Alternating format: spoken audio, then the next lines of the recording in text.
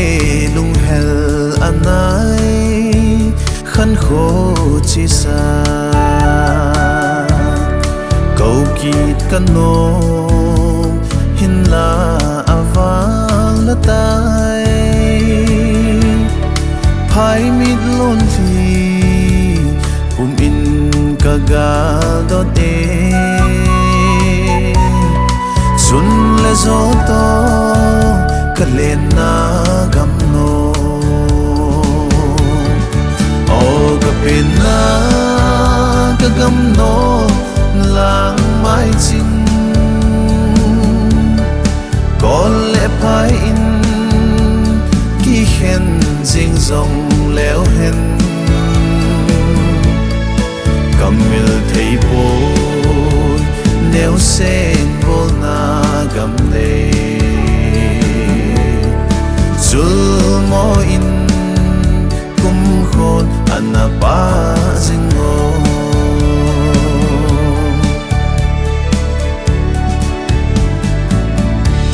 Ache masa ngai jeng min than alang Chung thang van konin hin ve te mun in len nau la ni bang in anuye mil ni lo jeng Kapenna Langmaiching phai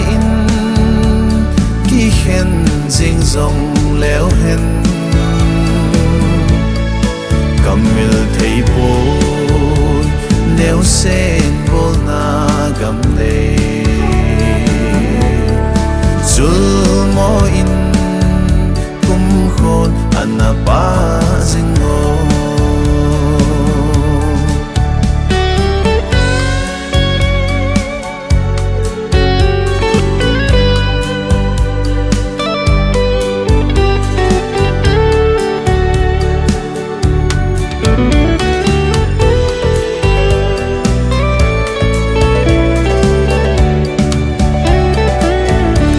Sen tôi nêu lại khankho